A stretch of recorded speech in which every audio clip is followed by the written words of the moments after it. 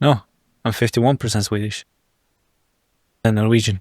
How do you calculate 49 at that 1%? Yeah, because I was born in Sweden, so it's like a bit more Swedish than Norwegian. A bit more Swedish. A bit more Swedish would be 1,024th of a Swedish. Yeah, I agree with you. Yes. Still dark. So first foreigner I have on the podcast, if he ever gets detained by ICE, there's a lot of evidence that he was in the United States. So that was the plan all along. Why did you start MMA? I've always looked up to the sport, the raw emotions you get from it, and just the experience of two guys or two women going into the cage and just leaving it all in there. And I had, like I told you before, I had 3 cousins they've done martial arts, they've been into the military, they've done everything I could possibly imagine. And I always looked up to them, but I haven't met them so much. So it's been... So you don't know who they are, you just know that they... I don't know them as a person, or most of them. Now I met one of them. But I know what they have achieved, and I know I've heard stories from their childhood and stuff like that. And to listen to how they grew up in a tough neighborhood to just become the most amazing version of themselves is really inspiring. So when I saw that they brought this to the MMA specter, it was really inspiring. So I always wanted to try it, but in Norway, MMA is illegal. And we have, I would say we are scared of it. Because to us, it's too brutal. Even though we're Vikings and stuff like that, it's apparently too brutal. So to start MMA was never an option before I actually just decided to go for it. And then I got accepted into or not accepted, but I got welcomed very well into my gym, which I'm still training at. And ever since that, I've never turned back. So that was the main reason as to why I went for MMA and not something else. So what's the culture of Norway when it comes to, I guess what you were saying, brutality, of how the culture defines brutality? The Norwegian people or the Scandinavian people are very shy. So they rather go about their business and never intercept anyone else. They just want to be themselves, and that's it. So you'll see in Norway that they will probably just look down in their phones. They almost won't say hi to you unless they have to. And to then ask them to support a brutal sport like MMA, what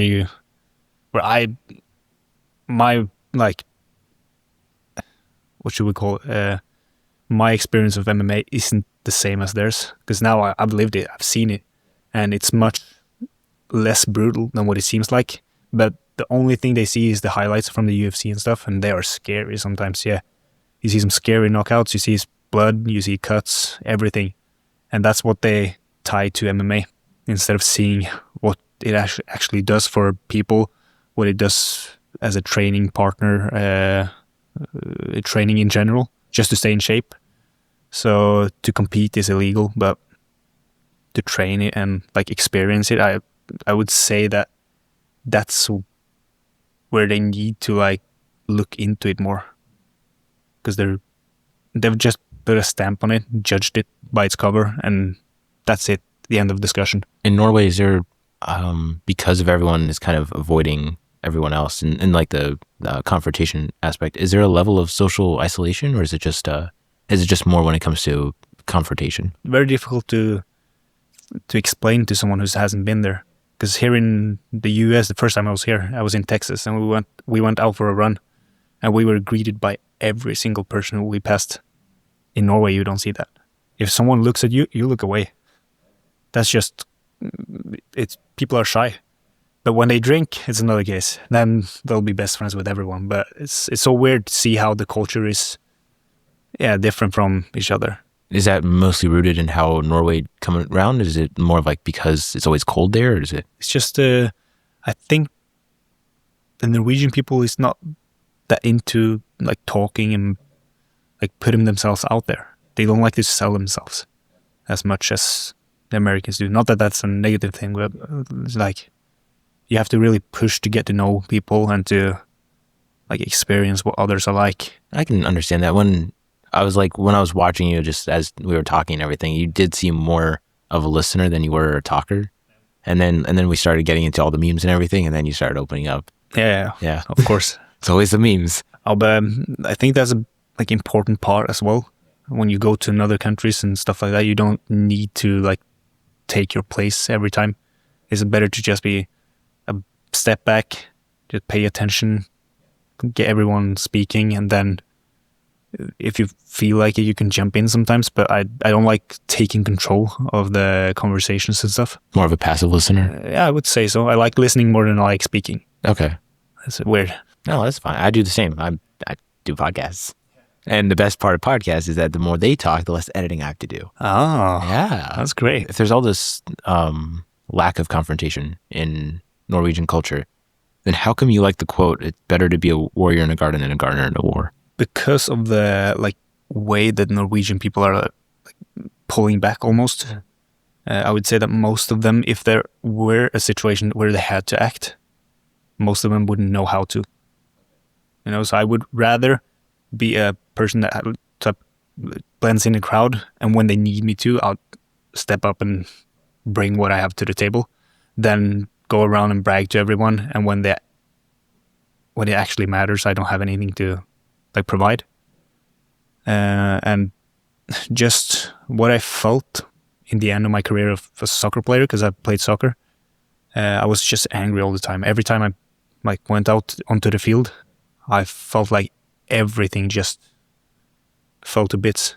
Nothing went the way I wanted it to. I was a mix of everything. The team split up.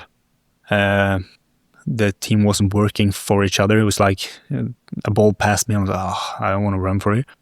So you have one player or two players working for the whole team at some points, and everything just fell apart. So I got angry because a team sport is a team sport. You can't save a team sport by being one good player or 3 or 4. You need the whole team. And to see that, to see the change that I got when I got into the martial arts world, it was life-changing. I got calmer. I didn't have to prove a point. I didn't have to prove to anyone what I was capable of. I just went by my way, and that's it. The people on your team in soccer, was it just their lack of ambition to initiate, to want to get something done? Because kind of like the bystander effect? We were a really good team. Okay, at one point. So we won. Yeah, we won everything almost. We played good. We had a good team spirit. Everyone was working for each other. Then we lost our coach during a period where we were going up age class almost, and that coach was really important to us. And he had disagreements with the management. So we lost him, and then some players started like getting picked up to better teams and stuff like that. So we kind of lost the soul of the team, if you could say that. And then people just almost accepted that we weren't who we used to be. So people just gave up instead of trying to chase the greatness that we once experienced. And that was really annoying because I knew that my teammates were good soccer players. I knew that I've seen them work hard as hell. But when they got to that point, they just, or not everyone, but many of them would give up in situations I've seen them push through hell like never before. And that really just annoyed me, and I got so mad at it. It would be times where I got into the locker room and I would throw my shirt and just go home. Almost didn't say goodbye to my teammates, and that's not a good attitude either. But it drove me to that point. Does it have to do with humans naturally want external motivation rather than having the internal motivation? Yeah, I would say so. You need to see the results. I think for most people, you need to see results in order to gain more results. So the discipline is probably more important than the motivation in every single case, but it's really hard to find that drive when you're not motivated. Yeah. How would you define discipline? It's not something you find. You just have to decide that you want to define. do. Oh, define. Define. Okay. Yes. English. Yeah. And also my inability to raise my voice. I would say the art of just doing it no matter how you're feeling. It's an action. Yeah. Just do it. Like Nike says. It's not depending on how you feel, what you're going to do, what you've done. It's just sticking to your plan and just trusting it, because you know you will get the results. It's just a matter of time. There was something, I don't think I wrote it down. There was something you were saying on an interview that you did, where it was you trust your coach, you trust your training. And then there was one thing you did say, which is, I do not care what he has been doing outside of the ring. I trust the game plan and my ability to make it happen.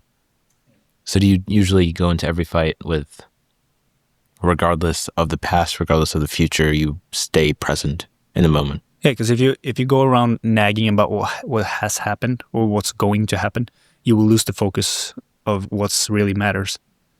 So by blocking out the future and forgetting the past, or not forgetting, but like learning from it, yeah, but not getting overwhelmed by it, yeah, then you'll achieve much more greatness than if you go around thinking about it all the time, because you can't control the future and you can't change the past. So it's better to just be present and do the best you can at all times. Is your primary drive to seek greatness? Yeah, I would say so. And it's not always that like easy. How would you define greatness? Is it fame? Is it fortune? Is it love? Is it hate? Is it anger? Is it? I would say when you're at peace. Because you don't have to be great. You don't have to be rich. You don't have to have a family. You don't have to do anything. But as long as you have peace within yourself and you're happy where you are, then I would say that's greatness. It doesn't mean that you should like satisfy yourself with being average if you don't want that. But if that's your way of living and you're happy with it, why chase something more? So don't change it if it ain't broken. You did build on that. I was thinking as you were saying it, like you were saying peace, but it was also almost sound like inaction or stagnation. So, but peace for you isn't stagnation. It's just you can achieve peace while going full throttle. How would you be able to do that? Or not the actionable. Like what if you're going full throttle? Like let's say you're in a car, you're going full blast. How do you have peace in that? I would, or that's a good example. For example, because I ride a motorcycle, and I once saw a video explaining to a person that doesn't ride how it feels, and it went like something like this: when you feel the RPMs climb to a certain point that it really gets up there, you'll get tunnel vision almost. So you'll block out all the things that doesn't matter, and you'll only focus on what's in front of you. And I would say that that's the same things that happen if you go full throttle and you enjoy what you're doing. For example, MMA or Jiu-Jitsu or soccer or working or whatever. If you go through full throttle, you enjoy what you do, then you'll start to like notice what doesn't matter as much. And you'll find peace in the hard work you're putting in, because you know that you love it, you know that it's going to reward you, and you just have to enjoy the moment because it's not going to be there forever. Peace for you is just being complete? Yeah, or you don't even have to be complete. You can be incomplete, but as long as you're doing what you love and not like trying to change what you can't change, I would say that you're striving for it. You're getting to a place where peace is for you. What if you have peace? You have what you love, but what you love isn't growing you. It's keeping you where you are. It looks like progress, but it's just maintenance. At some point, I hope that an external part, maybe a friend or family member or something, can make you realize it, because you will never like complete a journey by yourself. Even though there are some lone wolves that make greatness from nothing, you will always need a partner or a friend or something that makes the greatness even greater. So it's difficult to surround yourself with good people, you know? So even though I work a lot, I train quite a bit, I try to like be aware of who I have around me. So if I have a bunch of jackasses that do drugs, then most likely I'm doing drugs, yeah? But if I have good people around me with good values, with integrity, with a strive to do something with their life, I will do something with my life. Yeah. And that's where you like to find a real friend or a real like person to you, is they're not afraid to tell you when you're doing something bad. If I were your friend and you were doing drugs and I'm like, yeah, man, that's cool. Am I a good friend? No. Am I real to you? If we both like drugs, then probably. Yeah, you could probably argue, yeah. It's like there's a consistency of progress, but there's also the consistency of degradation. It's like you can be consistently good at something or you can be consistently bad at something. The good thing is harder to do, but once you get it done, it feels better. The easier thing, well, what is it? There's this thing that always gets up on Instagram. It's the road to heaven feels like hell, and the road to hell feels like heaven. Yeah, that's a good one. It's very true. Yeah, weird tangent related, but weird tangent. How would you describe your parents? If you want to surround yourself with good people, how would you define the people who made you? That's a difficult question. Never thought of that one. I would describe them as very caring. Yeah. There hasn't been many situations where I see them put themselves before like the people they care about. And really like, because my parents aren't perfect in any way, but they have done much that they know were mistakes, like in their youth and everything like that, and they've grown from it. Both my parents had like hard childhoods, and they've become so good people from it, and we don't have a $1 million house and we don't drown in money and stuff like that, but they have good values and they have managed to bring that upon me and my sister. And now I think at least that we are becoming good people and we can bring that no, to... absolutely not. But it's insane to see, yeah, because if you would have heard my family's history, you probably would have thought that we would have ended up like some morons as well. But they have used their experiences and what they lacked, like in their childhood, to form us. And it's, I have no bad things to say about my childhood because they've been amazing to us. And there have been some tough parenting and like some reality checks that they've had to give us. But that's a part of being a parent.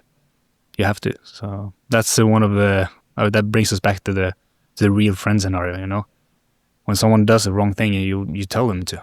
Would you see your parents as friends? They tolerate each other. Yeah. No. Would you see your relationship with your parents? I mean, yes, there's the parental dynamic, but would you see your parents as your friend? Yeah, definitely. They are my biggest supporters and one of my best friends, easily. Because you won't find another person that knows you as well as your family. So no matter what I do or end up into, they will be there. So what more can you ask for them? Is that how you want to raise your kids?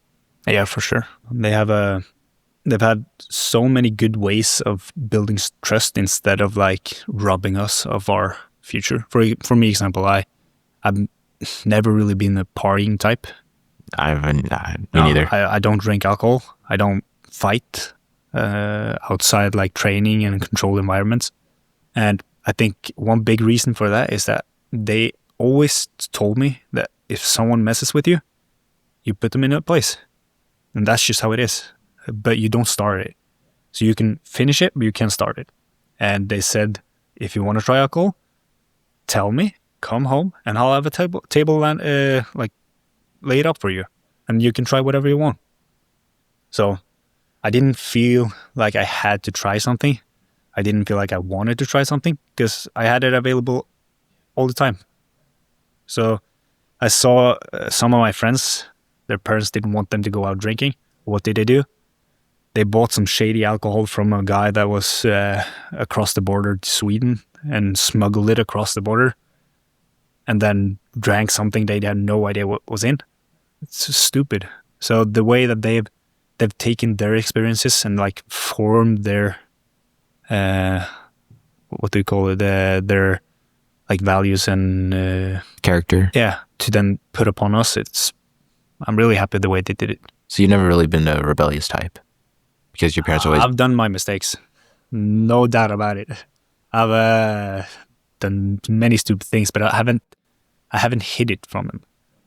So I've been like, I've been stupid. This is what I've done. What can I do to fix it? And they would be like, oh, okay, you're stupid. You can fix it this way. And then it's like, okay. So it's been easy. I can always feel like they won't change their view on me no matter what I do, because I'm always honest with them about what I've done, and they won't judge me. They will help me through it, and that doesn't mean that they take the consequence or for me, but yeah. There's a lot of different stuff. I don't know what tangent to go off that, but I guess this is a quote that I saw earlier today. Worrying is imagination misused. If you're going to see the future, make it beautiful.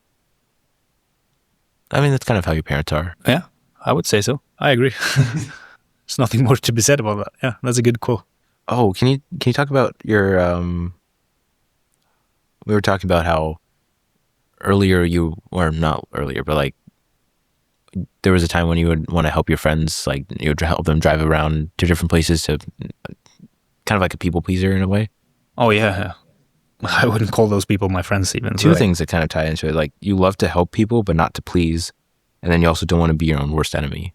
Because like I told you when you were asking me those questions, like there was time where I always like were there for people, no matter what they asked me to. So if they asked me to pick them up at 3 a.m. to drive them to the city or home from the city, I would like jump out of bed, get in my car and drive out and get them. Just because I didn't want him or her to feel unsafe. I wanted them to know that if they needed anything, they could call me. But people, or some people, would abuse it. So they would be like, I'm here, I need a ride, can you come get me? And I was like, yes. And they didn't offer to pay, they didn't offer anything. And I didn't want it either. I always refused every time someone offered me to pay, just because I wanted to help. But as soon as they started abusing it, it never stopped. Everyone would call and use it. So it's really important to like see the difference between a friend that needs help and someone that abuses you for your kindness. Because it's self-destructive if you let yourself get abused by people just using you for the things you have or the things you can do. And that's probably a point in the self-destructive part, because I didn't want to like self-destruct, but I realized after doing this for quite a while that it didn't give me any good. Yeah, I was there for people, but what did I get in return? Would those people have been there for me if I needed anything back? Most likely not. Some of them could probably have helped me, but most of them were just like all other people. They just used the free opportunity they had. So in some cases you could call it self-destructive, because I kept on like being there for people. But as long as you learn from it and you come out a bit better, I would say that you almost grow as a person in some way. In what way? Yeah, because I managed to identify the problem. I don't remember how, but so one day I just decided that I don't want to be that person anymore. And oh yeah, now I remember, because I lost my license. That's what happened. Yeah, I lost my license driving really fast on a motorcycle. And then after I lost my license, I couldn't be there for people anymore, not in the same way. And most of them stopped like asking for a thing, almost texting me. And it was like, okay, I don't care, because I wasn't like speaking to them on a daily basis anyway. But to see how many people changed when something like that happened, you couldn't provide what you did provide, and now you're just nothing. It's like eye-opening. In the same way that when I won my first MMA fight, people that never believed in me came up to me and were super fans. And it's like, okay, get out of here. So you need to know who you have around you and what they actually want with you. Because right now I have like 4 or 5 friends, and that's it. I don't want anyone else. Those are my friends, and that's the end of it. I don't need anyone else. I don't want anyone else, because I know no matter when or where or how, if I ask them to do something, or let's say I need something, they will be there in a hurry. And that's an amazing feeling. And to find just one of those friends is incredibly rare. And now I have like 4 or 5 of them. So yeah, I value that over anything else. Even your family? Wow. Gosh, I'm glad we have this recorded. He doesn't even like his own family. Oh, shit. Sorry, Mom. The only person to be watching it is his mom. Everyone else is going to be like, screw this guy. Everyone else is just that. Yeah. I don't care about him. He doesn't have his driver's license. So. Well, there is two interesting things to that, which is partially the MMA part, and then which is that the world celebrates winners. That people would rather have a bad winner than a good loser. Okay. And then the other side to it, which is that if people don't like you for who you are, they're like your values, your character or something, they would rather have what you can get. If you can provide something, if you can get them something that they can't get, they'll use you until you don't have it anymore. And then to you, you're just basically just another tool. And in most cases, they don't even want to see you win. Mm-hmm.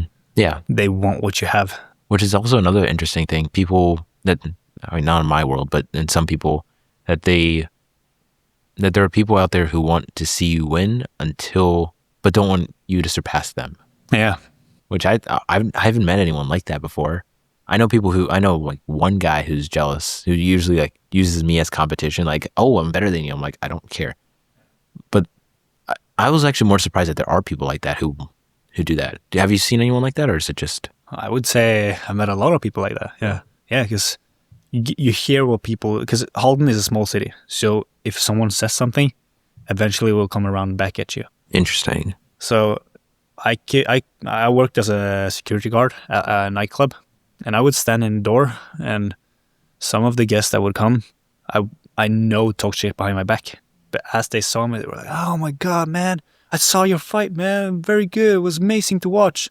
And I was like, "Okay, how did I finish the fight?" And they were like, Oh, because you were the guy blocking them from what they wanted. They wanted to please your ego so that you'll let them in. Yeah. Okay. And they haven't even watched the fight. So they just wanted to like please my ego, as he said, just to get in. But they didn't even know what they were talking about.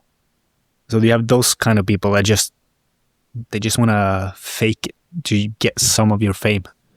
And I'm not even famous, so it's not the right thing to say. But as you do something great, you need to be very aware of who you have around you. And you've seen that in many cases, like Queen, for example, and Mike Tyson. It's sad to see those great characters get torn apart just because they have really bad people around them. Yeah, I don't want to get to that level of famous. I like doing podcasts, not that level. That's just way too much. No, but I'm not famous either. But Halden, like I said, is a small city. So when you achieve something that most people don't, people hear about it. And to be an MMA fighter is not... I can list on one hand the people that has fought in MMA in Halden. There's not a lot of people.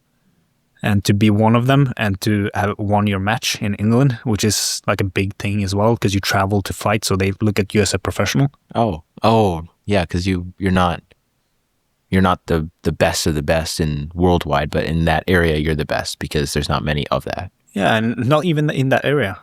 I was just one fighter that went abroad to fight, and I managed to bring home a victory. That was it. But they don't see it. They see that, oh, he fights like the guys in the UFC.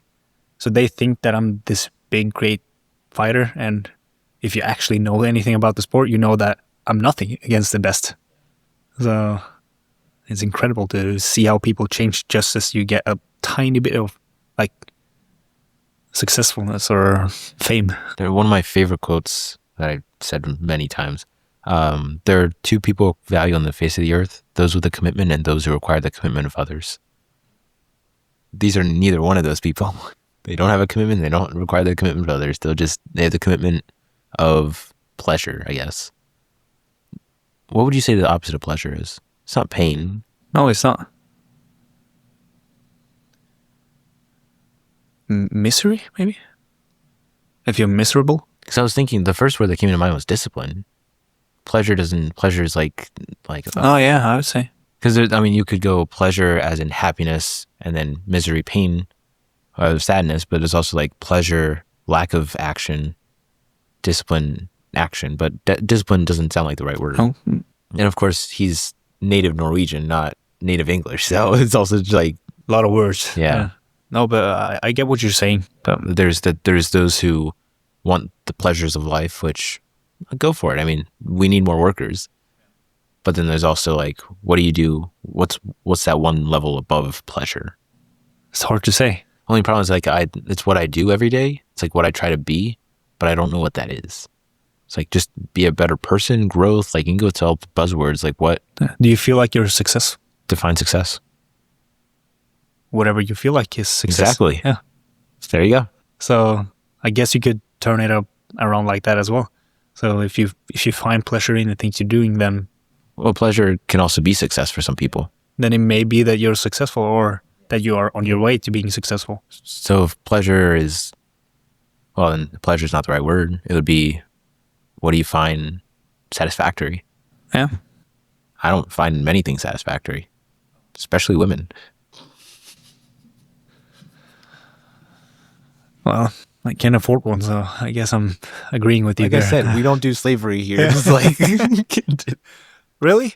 Why the hell did I come well, here? we then? don't publicly say it. Oh, okay. Yes. Right. Why do you think we call them dishwashers? Probably gonna take that out. Yeah. Or maybe not. Most Norwegians don't know English, so I don't care. Yeah. Or very well to understand it. The opposite of now I want to answer the question because I don't even know what it is. Well, I do have something here that kind of ties into it. If there's mistakes, there's defeat, there's failure, and there's quitting. I've always seen as you can make 1,000 mistakes, you can fail 100 times, you can feel defeated, but that's more of a feeling. It's not really like a statistic. But once you quit, that's when everything is done. Like some people see mistakes as failure, but also not realize that like whenever you start something, basically everything is going to be a failure until you start winning. So pleasure would be a form of winning. It just has no substance. It's obviously dopamine, serotonin. For some guys, it's, hey, let's have sex with so many women that I feel like a man. And then you realize they can't even support themselves. It's like, Oh, it's sad. well, something that you did state, which is pleasure is kind of tied to the emotional side. People want the emotional satisfaction rather than like the actual logical one because that's harder to go through. You said that you're not very emotional before fights. You don't get nervous. You don't get joyful. You don't get anger. I wouldn't say that I'm that emotional at all, really. So even in life or something may piss me off and stuff like that, but it's very rarely that I act on it. So, and especially when I'm competing, because then it's like everything is checkmate. I won't do anything that's an act of like feelings or emotions. And when I go into the fights, I don't get nervous. I don't get angry. I don't get anything.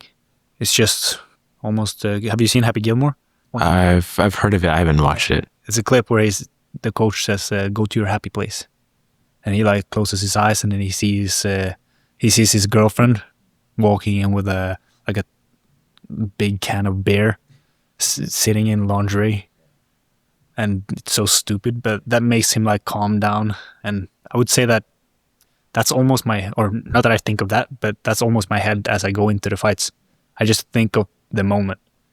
I don't think of what has happened during the training camp. I don't think of the success or the defeat after a fight. It's just I'm present in the moment. And I know that most fighters, they probably they get some nerves, they go into the fight, and that benefits them. And I think that would have benefited me as well. But I still haven't gotten that feeling as I go into the fight. But my last fight which was against Tyrese Richards. He was a really tough opponent, and I got that fight a week before I was supposed to fight because my opponent dropped out. And he was an amazing striker. He had like 6-1 in MMA, had 2 title belts, I think, or if it was 1. And he was 3-0 in boxing, had a title belt there as well. And he had gone through some Muay Thai fights and done very good there as well. And going into the fight against him, I was more nervous to see my sister compete. So I was laying in the hotel room, just relaxing, trying to get some hours of sleep and just clear my head before I was going to go to the arena and like warm up and meet him. But I couldn't. I was almost shaking because I was so nervous that my sister was going into the cage. So I bought the pay-per-view just to lay there and watch my sister do greatness, and she did. And that's probably the first time I've been almost emotional. Because I was like, oh, holy shit, that's insane to watch. To see someone that's that close to you go into that danger and just proceed to do greatness. It's amazing. It's a feeling I can't describe. And then I went to the arena and everything disappeared. I was calm again. So I don't know why, and I don't know how. I would rather be a tiny bit like stressed out or nervous before the fights, because I think that would benefit me in terms of getting a greater focus towards what I do. But it's really difficult to know how and why it is like that. I mean, partially that would be like flow state. Your mind just gets into the zone, as people call it. So it's like everything else falls away. You're just focused on whatever it is. Yeah, for sure. And I would actually give my coach a lot of like, I would give my coach I would thank my coach for it, because for the feeling that I had before going into fights. Because if I felt unsafe going into the fights, that probably would have been an issue. So you get your confidence from, 1, your training, but 2, you're trusting your coach. Yeah, I trust him 100%. And I know that my coach, he could be wrong as well. I know that. But I believe in him so much that if something were to go wrong, he would probably have the answer to make up for it. So when I go into the fights, I try to do what he says no matter what. Because I know that he sees something I don't see. And even if it doesn't make sense in my head, I would still like try to go for it because I believe in it. And he makes me feel safe, and that's probably my strongest like attribute when it comes to fighting. Because if you have a fighter that feels safe, he's much more dangerous than a fighter that doesn't dare to strike just because he fears takedowns, or doesn't want to take someone down just because they have great takedown defense. Is it the feeling that you get before going to the fight that most fighters get? Is it nervousness or is it anticipation? Before the fight, nothing. It's so weird. Yeah. Are you missing the anticipation or the nervousness? I would say so. Okay. Yeah. You're just missing. Okay. I would love to. Then what's the difference between stress and nervousness? Stress, I would say, is something you go around with. So you carry it all the time. It like drains you. And nervousness, I would say, is something that makes you more focused. You can use it to get an advantage. Because nervousness, I would say, works with adrenaline almost. So if you're nervous, you know that something is about to happen, and that prepares you almost. As if stress just drains you. That's my conclusion of it, at least. You also said, not here but earlier, stress for you is pressure, and you enjoy pressure. So you enjoy stress, but you desire nervousness. Yeah, I would like to get a bit of the nervousness. Not too much, of course, because that can turn over to stress again. Because if you go around nervous all the time, then I would say you're stressed out. So you're missing the nervousness that... leading up to the fights and stuff, yeah. Yeah. So that you get the the best version of myself. Yeah, because nervousness, first, like there's two ways of looking at it. Nervousness can lead to anticipation, which can give like anxiety and like go down one road, but also nervousness could be preparation. You're preparing, your body's prepared, like the blood's going the right places and everything. Yeah. Okay. How long more do you plan on fighting? It's very difficult to say. I want to fight as soon as possible, but it's so expensive to fight, and you're on your own, and that's what's so stupid about Norway. Norway it's insane how stupid they can be. It's Norway and North Korea that doesn't allow MMA. Yeah, Just so two places. That tells Okay. you to have the amount of money to bring your team and yourself over to another country to fight. It takes time, it takes preparation, it takes money, and when you're there, if you're unlucky and you lose and you get injured, then you have to do the whole process again. Maybe you have to stay for some more time. You have to order new tickets. Maybe you have to go on the plane injured. Maybe you break your foot. Maybe you get concussed. So much can happen, and for what? It's like, it's better. Isn't it better to fight in Oslo then? And then, oh shit, I injured myself. I have to take the car 40 minutes to the hospital. But the Norwegian government is so proud. I think they don't want to allow it just because they're too proud to admit that it's actually a good sport. It's not that bad as it looks. The only problem is that there's nothing to like dig into, because I agree with most of what you're saying. I mean, you're very good at emotionally disconnecting. There was one thing you did say on that interview. It's either me or him when you're going into the fights. Is that countering procrastination or stress in a way, that when it's, and I'm also saying this like more of like maybe like productivity side, like when you say it's, even though most things shouldn't be binary, like in a lot of situations, like especially like conversations and relationships, like it's usually not binary. There's a lot more to it, but I guess when it comes to getting things done, it's either you get it done or you don't get it done. Not maybe I'll get it done or I'll try to get it done.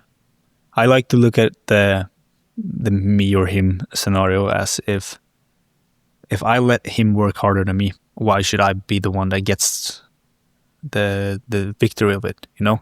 So when I trained, when I was training in the training camp for the last fight, I was working from 7 a.m. to 3 a.m. some days, just because we had like projects we had to get done, and I was like traveling, so I stayed in a hotel. I worked from morning till night, and after that I had to go out and run intervals. I had to do strength and conditioning. I had to do whatever I could, because I had 4 days of traveling and working, so I had to do every single thing with running, lifting, and stuff like that during those days. And then I had to use the 3 days that I was home to focus on MMA. And to get that to manage that for that amount of time, I had to get like a motivation, you could say. So I always, when I like did a sprint or wherever, I would think that, what is he doing? Is he doing this? Okay, then I'll take one more lap. Okay, he probably did 2 more laps. Then, okay, I'll do 2 more laps. So I always try to push myself. Because if you go around making excuses like, oh, no, I couldn't train because I was working late. Okay, then you lose. I was the one that signed up for it. No one thanks me for doing the intervals. No one thanks me for showing up. I had to work hard when no one saw it, and that's difficult, because I usually like do better when I have eyes on me. So if I would have you, for example, looking at me doing intervals, I would probably run faster. So it's that mental game as well as getting something to motivate you, because discipline, that's the thing you need, and that's what got me out of or that's what got me out to train after those long hours of work.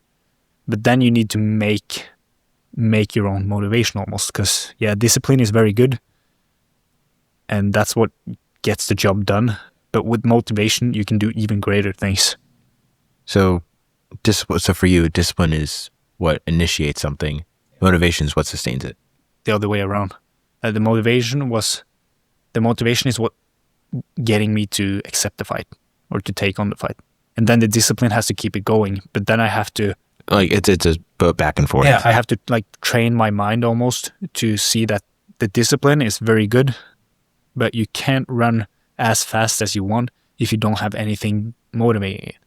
And it's not fun to go out in the middle of the night to run. No one likes that. Unless you're David Goggins, probably. But, I mean, it's kind of nice, though. It's peaceful. It's just the moon. But after working 20 hours, you don't want to... Okay, after 20 hours, it's a different story. You have to make your own motivation, and that's really hard. So I would say that if I didn't work as much at that camp, I would have been so much greater than what I am now. So you'd say motivation is more of an emotional thing? It's difficult to say, but yes, probably.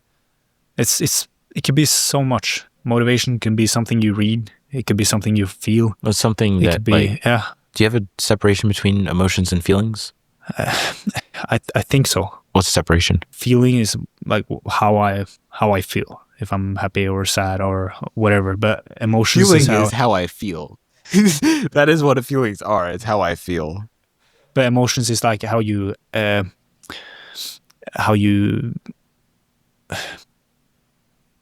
do I explain it?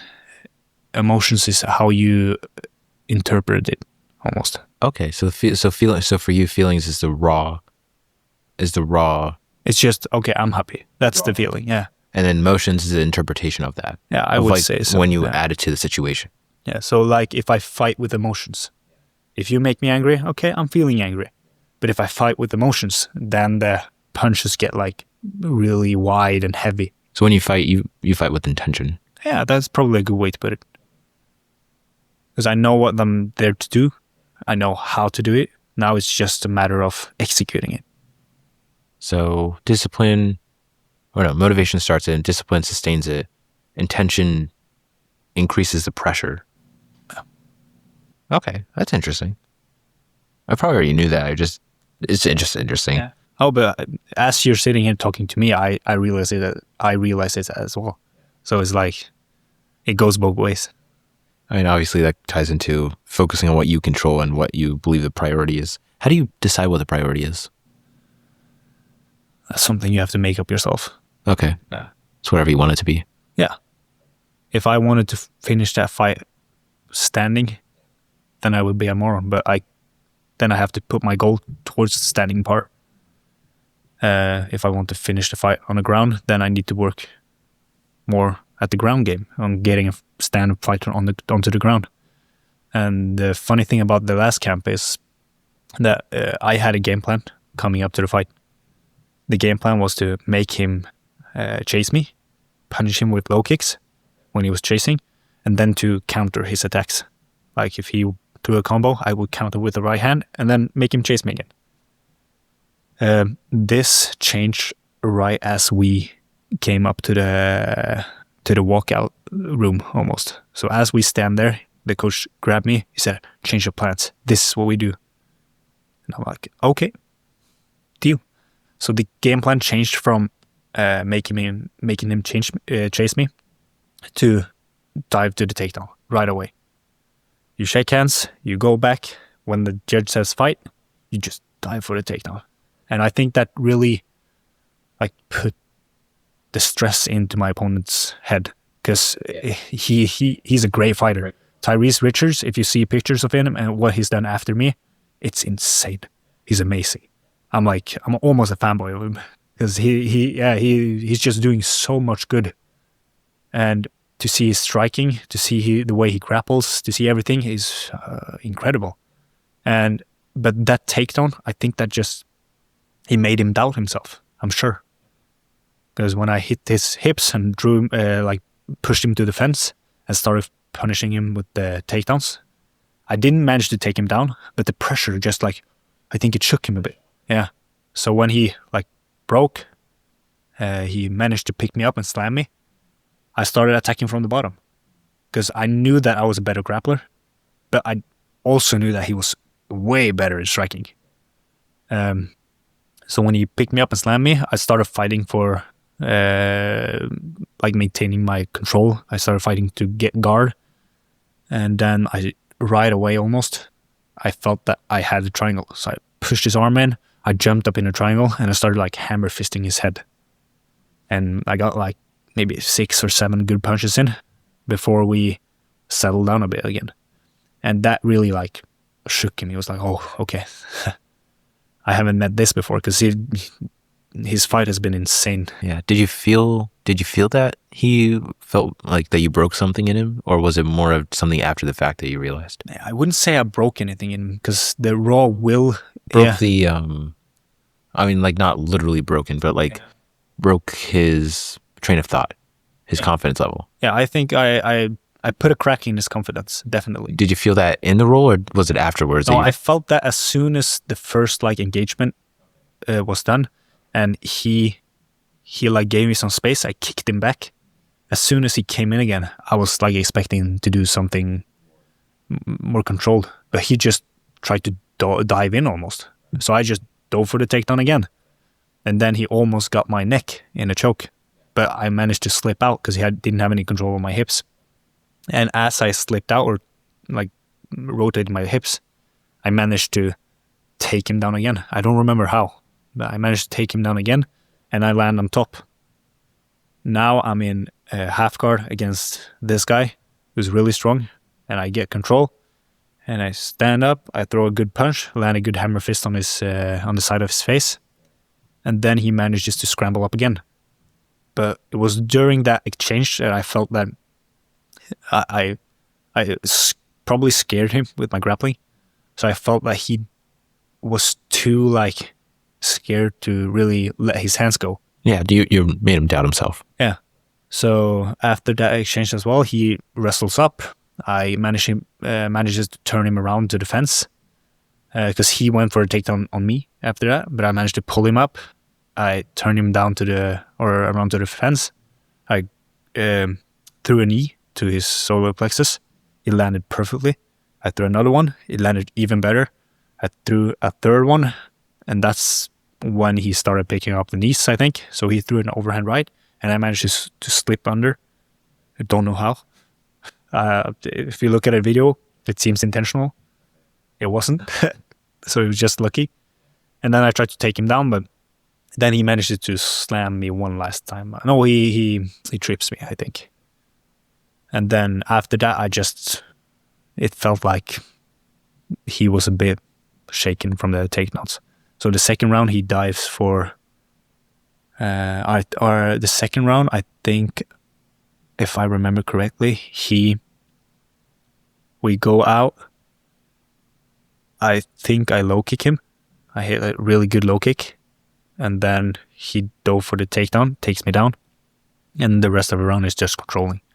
Because I'm not complete as an MMA fighter in any way. And the amount of pressure that he had during like the ground and pound that he tried, it was very good. He didn't let my hips move too much. But at the same time, he didn't manage to strike me. So during that round, he maybe threw a couple of punches. None of them really landed. Some might have landed, but there were no power in them.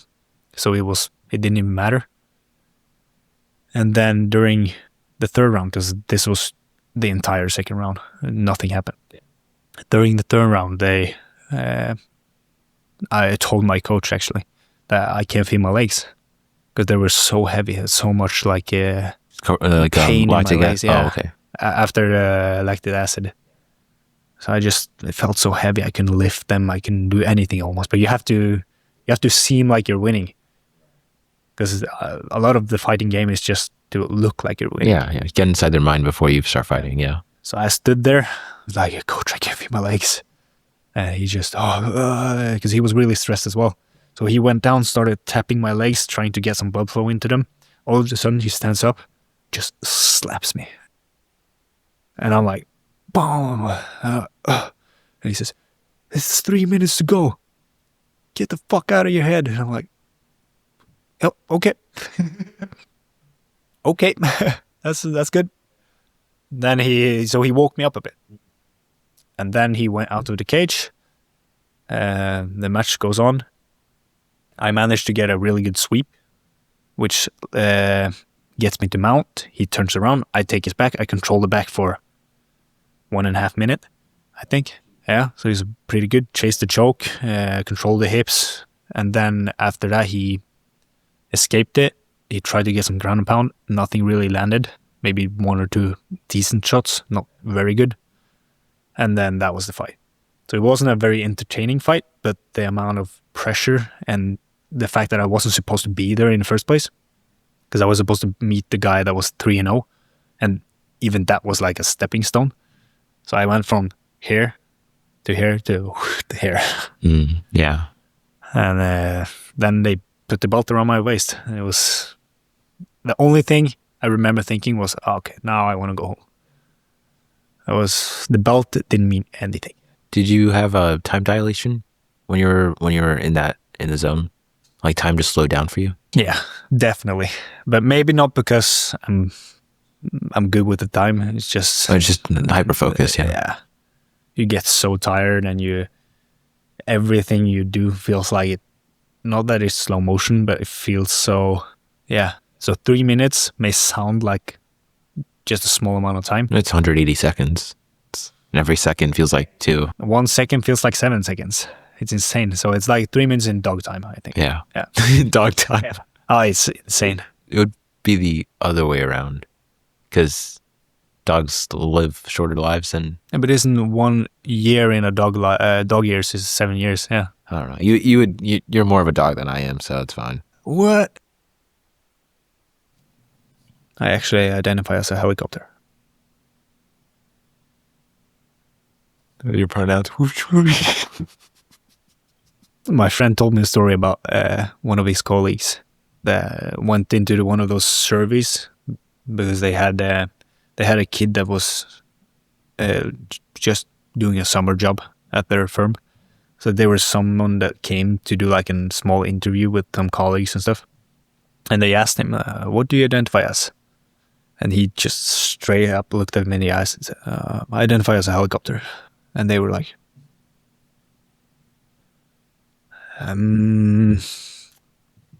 we'll just check others. Because they can't refuse him. And they can't allow it either. Yeah. So it's like. The problem is I do better when I don't have anything to eat. We ate. It's like the food. We ate. Yep, we had food. Got quesadillas and everything. It was bad. You want me to tell Jason that? Oh, the food was good. Oh, but the company was bad. Yes. The one guy at the table who happened to be brown in complexion was really bad. Yeah, never again. Wait, there was going to be an again? Huh? During the fight, when you broke his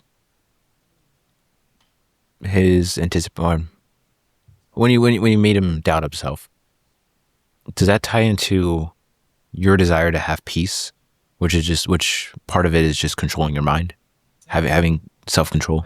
You need to know what you have, because I noticed that when I was sparring Jay as well. Jay is an amazing Muay Thai fighter, and he has a very, very weird style of fighting. He's very relaxed, and all of a sudden he just smacks you in the face. And you eat it, or I at least eat it. And then I remember the first time we sparred. I would say that I have a disadvantage when I'm training, with other gyms, because I'm too nice. I only touch. I don't get the respect I should get from sparring. So when Jay sparred with me, I let him do his game too much, instead of trying to do the little things I know what to do with. So when you look at the equation, you see that he's a better fighter than me, and I give him room to be a better fighter than me. What do you think happens? I get beat up. So this time, when we sparred, I tried to be a little bit more confident, a little bit more aggressive, take control of the fight a bit more. And I'm in no way saying that I was better than him, but I felt like I did more. he still would have won the match easily. But I actually managed to land some punches. I managed to move a bit better. I managed to pressure him at some points. So it's really difficult, but it's really important to just trust yourself, no matter who you're up against. And when you're training, you're almost seeking failure. Because if you dare to fail in training, you know what not to do in a real scenario. So I get submitted every time I go to practice. I get punched clean every time I spar with people. But I do it in safe circumstances. So there's no reason to be afraid. And the spar I had with Jay, it was almost, I would say, eye-opening as well. Because I know that I'm not a bad stand-up fighter, but I'm not nearly as good as a decent fighter. So I have so much to work with, but I need to just accept that I can't do more than I can do. So it's really easy to put your expectations up here and then deliver here, and then it's just like, oh no, I'm not good. Then rather than just try to do your best and then see where it comes or where it goes after that. Are you able to have the awareness of when you set yourself to a high expectation versus when you set yourself to an unreasonable expectation? I would say that I always set high expectations for me, but it's a matter of when and where. So when I'm competing, there's no room for failure, so then everything has to be good in competitions. How would you define failure? Mistakes, yeah. Least number of mistakes. So a failure isn't a failure before you either lose, or now we're talking like a competitive setting, of course. If you lose or if you injure yourself, that's the worst thing that can happen. So if you lose, I wouldn't call it a failure, probably, but I would call it a lesson.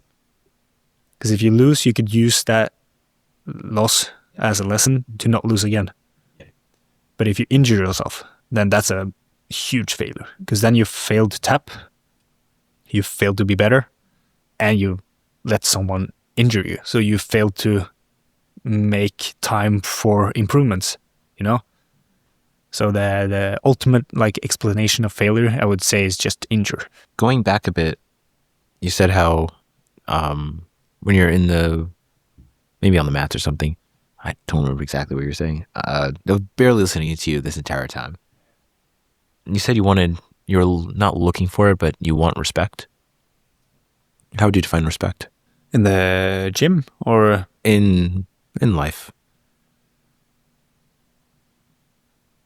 By earning it.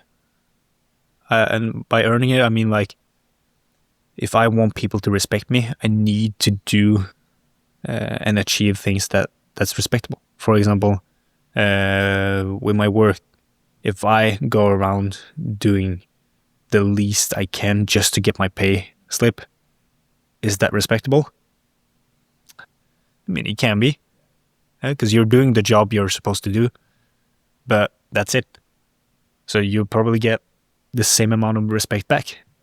Then your boss will know that what you do is what you're required to do. But when you start taking almost individual goals, and you try to achieve greater every time, I would say that the respect comes automatic with that. So the same is with the martial arts as well. If I go into a dojo that I've never been in before, or into a sparring session or whatever, if I go in throwing haymakers just because I have respect in my gym, so no one will put me in my place there, I will most likely get my ass beat. But if I come there, I bow down, I show respect, and I earn it by being a technical, good partner, most likely they will accept me and they will respect me back. So you have to see who you're with, who you're dealing with, and the the people you surround yourself with and everything, and try to almost change yourself the way you want to be seen. So I don't know if that was a good explanation of it, but well, there's, I mean, maybe not respect specifically, but there's people out there, or not out there, but at least when I was in public school, whenever like one of the students cheated on a test or something, usually the teacher got in trouble more than the student did. It's like the teacher had to had to write something up that said why the student teached, or why the student wanted to cheat, and how that was reflected on the teacher, which is weird, because if someone wants to do a shortcut, the perception over a shortcut, then the only person who fails in that is them, not really the person teaching. And kind of, I don't know if this is the best way of looking at respect, is just doing things that doesn't cause you to have self-induced obsolescence. And what does that mean? So there's something called, in like products, when we manufacture stuff, there's planned obsolescence, which is where a product is manufactured so that it only lasts a certain amount of time. Like smartphones could last 10 years if they really wanted it to, but they choose to, it could probably last maybe 3-4 years for like a mid-tier phone, but like high-end phones, it might last like 5-6 years. But the idea is that that's a company won't try to make the best of the best of the best without charging a high price tag, because when they do that, then there's no market for it anymore. I mean, you could go into conspiracy theories about like how pharmaceutical companies and like cancer research and all that good stuff, but for the most part, it's, the way I see it, is self-induced obsolescence when you do things that will cause you to, in the future, to become obsolete, become like pleasures in life, the going partying, drinking. It's like doing things that over time feel good now, later on it won't help you with anything, and you'll just end up being exactly where you were. No, but I agree with you. It's very difficult to like sit and reflect on those things, because that's not something you think about in the everyday life. Well, it's something I think about. Yeah. It's not fun though. That's the only problem. Do you have any questions for me? Because I've exhausted my list. Oh, I don't think so, actually. It's been a good talk. Yeah. I don't know how long it's been. It's probably been like an hour or something. A little bit. I have 2 questions that I ask anyone else. If there are any other questions, obviously we can talk about it. I don't know, today's weird. But 2 questions. You're 22, so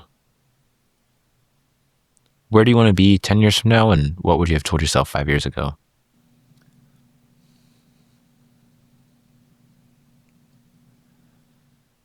I would have told myself 5 years ago to focus more on myself. Just do whatever I like, whenever I like it.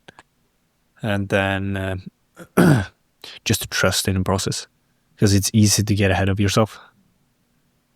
And in 10 years from now, I would see myself just doing everything I do now, but just even greater. So hopefully I'll have my house renovated. I have more houses to renovate. I'm a better athlete in terms of strength, conditioning, technique, everything. And hopefully one day I could stand tall and tell everyone that I'm a black belt in Jiu-Jitsu, in whatever martial art I'm doing. I have no plan of giving up. So just be greater. Short answer. One other question. You're not married or anything, but if you could tell your kids, like based on where you are right now, if you could tell your future kids something, what would you want to tell them? Always stand up for yourself. Yeah. Because I've never taken shit from anyone. And by doing that, I've earned a lot of respect from people that some people struggle to get respect from. So always stand up for yourself, no matter what. And if that means you take a punch, then eat that punch and punch back. Yeah, because no one will stand up for you if you don't do it.